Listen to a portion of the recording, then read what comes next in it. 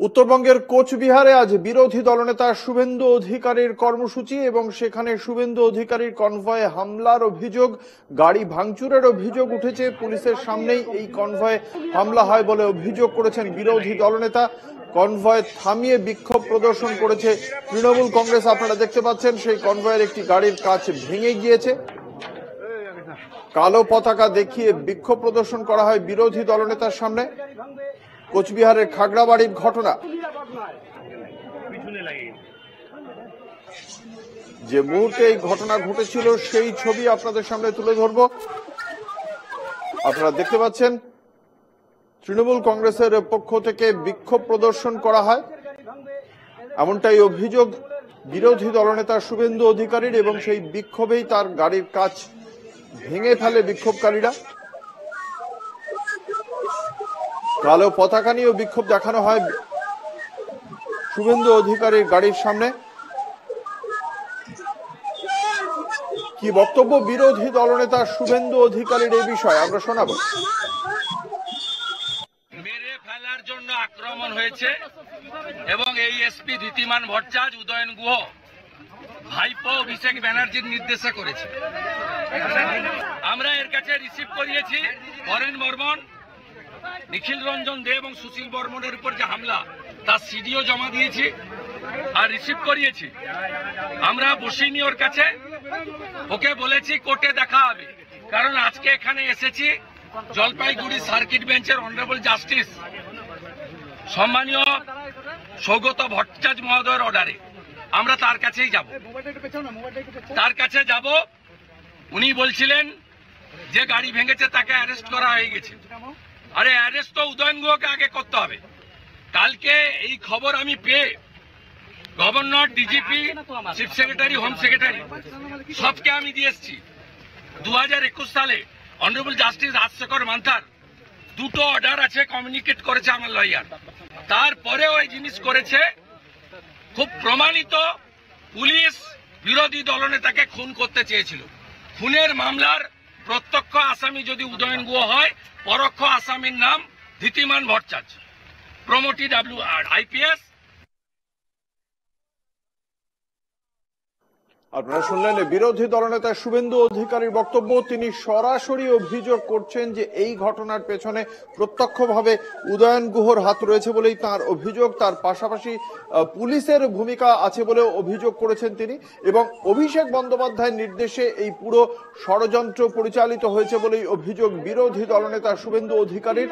তার বক্তব্য, তাকে মেরে ফেলার চক্রান্তই করা হয়েছিল তৃণমূল কংগ্রেসের পক্ষ থেকে এবং পুলিশের পক্ষ থেকে সেই কাজে সহায়তা দান করা হয়েছে বলেই অভিযোগ বিরোধী দলনেতা শুভেন্দু অধিকারীর। এই বিষয়ে ভারতীয় জনতা পার্টি এবং তৃণমূল কংগ্রেসের পক্ষ থেকে কি প্রতিক্রিয়া আমরা শোনাবো একে একে।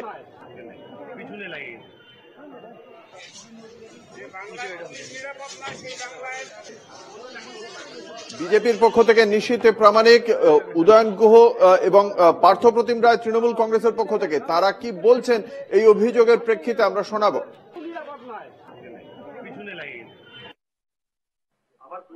দেখুন, আমরা বাগডোগরা এয়ারপোর্টে আমি রিসিভ করতে গিয়েছিলাম মাননীয় বিরোধী দলনেতাকে, এবং সেখান থেকে আমরা কুচবিহারে ঠিক একেবারে ঢোকার মুখে সেখানে কিন্তু আমি আমার যেখান থেকে বারবার কুচবিহার থেকে খবর আসছিল যে বিভিন্ন জায়গায় ভাবে জমা করে আছে, যে আক্রমণের একটা চেষ্টা শুভেন্দুবাবুর উপরে হবে, এবং যে কারণে আমি শুভেন্দুবাবুকে অনুরোধ করি যে উনি যে বুলেট প্রুফ যে গাড়ি আছে সেই গাড়িতে বসবেন।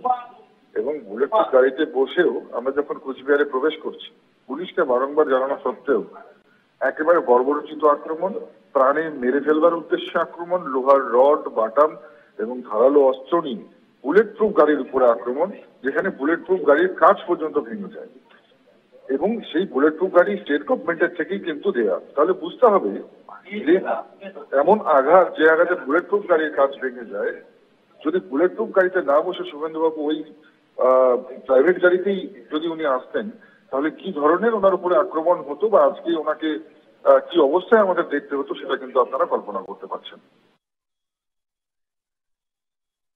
বাংলাদেশিদের দিয়ে আক্রমণ করা হয়েছে বলে ভালো হয়েছে, কারণ এইসব কথা বলেই তো মানুষকে উত্তেজিত করছে। ওখানে সব কুচবিহারি মানুষ, মানে যদি ওখানে আমি গিয়ে দেখলাম প্রায় 90% হচ্ছে কুচবিহারি, বাকি 10% হয়তো আমাদের মতন ওপারের লোক থাকতে পারে।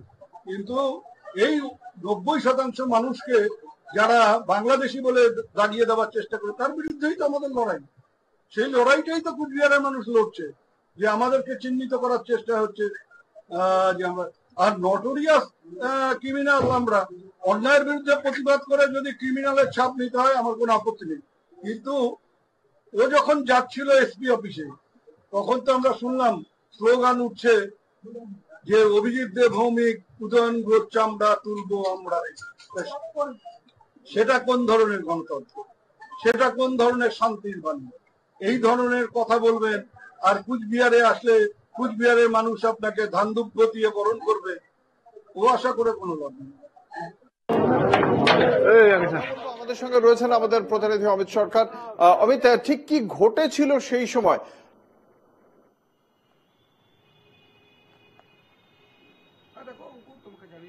নির্ধারিত সময় অনুযায়ী কিন্তু আজকে বিজেপির যে এসপি অফিস রয়েছেন, জেলা পুলিশ সুপার, তার সাথে দেখা করার কথা মূলত 64টি বিধায়ক নিয়ে সেই ঘোষণা করেছিলেন 21শে জুলাই যখন নবান্ন অভিযান হয়, তারপরে কিন্তু শুভেন্দু অধিকারী এই ঘোষণা করেছিলেন। এবং 21শে জুলাই মঞ্চের পক্ষ থেকে সেখানে কিন্তু বাংলা ভাষা আন্দোলন যে তৃণমূল কংগ্রেসের, সেই আন্দোলনে কিন্তু ঘোষণা হয়েছিল।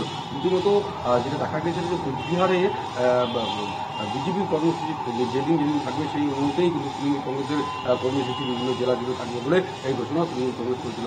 আজ কিন্তু সেই 5ই আগস্ট শুভেন্দু অধিকারী কিন্তু তিনি 64টি বিধায়ক নিয়ে কোচবিহারের জেলা পুলিশের সাথে দেখা করতে আসার কথা, এবং সেই সময় তিনি আসছিলেন। যেই সময় তিনি ঘোষকাডাঙ্গা পাঠান, সেখানে কিন্তু তৃণমূল কংগ্রেস কর্মীরা তাকে বিক্ষোভ দেখান। এবং অমিত, তুমি আমাদের সঙ্গে থাকো, আমরা একবার শোনাবো তৃণমূল কংগ্রেসের পক্ষ থেকে দলের মুখপাত্র পার্থপ্রতিম রায় তাঁর কি বক্তব্য এই ঘটনার প্রেক্ষিতে।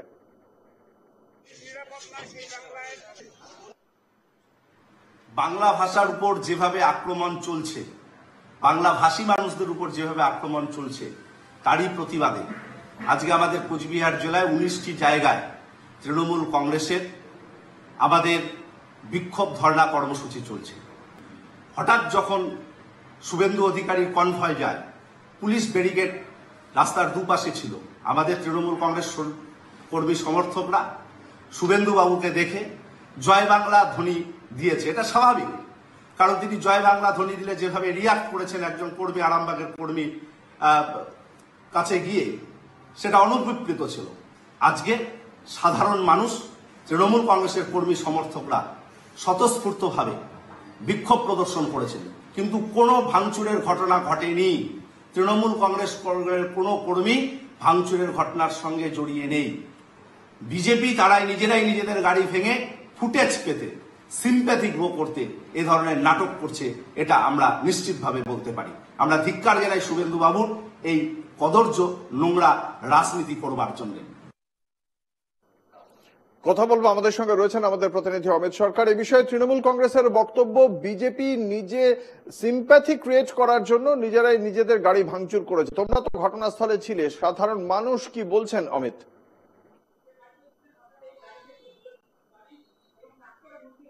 হ্যাঁ দেখো অঙ্কুর, একদমই যে যখনই উত্তর বিধানসভার খাগড়াবাড়ি চৌপতিতে যখন শুভেন্দুর কনভয় ঢুকে, সেই সময় কিন্তু যারা তৃণমূল সমর্থকরা রয়েছেন তারা কিন্তু সেখানে কালো পতাকা ও দলীয় পতাকা নিয়েছিল, এবং পুলিশ কিন্তু ব্যারিকেড করেছিল। সেই ব্যারিকেড ভেঙে গিয়ে কিন্তু শুভেন্দু অধিকারীর যে কনভয়, সেই কনভয়ের উপরে তারা কিন্তু চড়া হয়।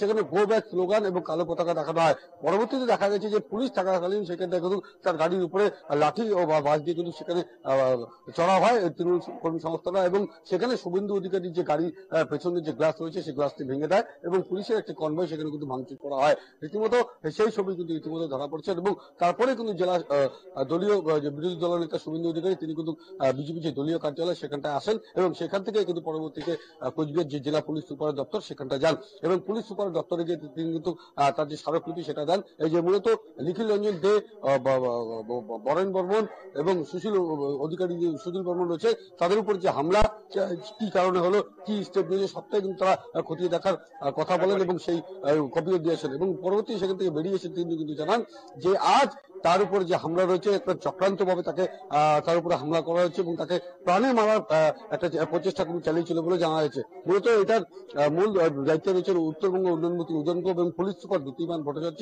এবং অভিষেক বন্দ্যোপাধ্যায়, তাদের নির্দেশে কিন্তু আজকের এই চক্রান্ত হয়েছে এবং এদের সাথে কিন্তু পরবর্তী দিনে কোর্টে দেখা হবে বলে শুভেন্দু অধিকারী তিনি কিন্তু জানিয়েছেন। রীতিমতো এই ঘটনাকে ঘিরে একটা কিন্তু চাঞ্চল্যকর পরিস্থিতি সৃষ্টি হয়েছে জেলা জুড়ে এবং প্রতিনিধি অমিত সরকার।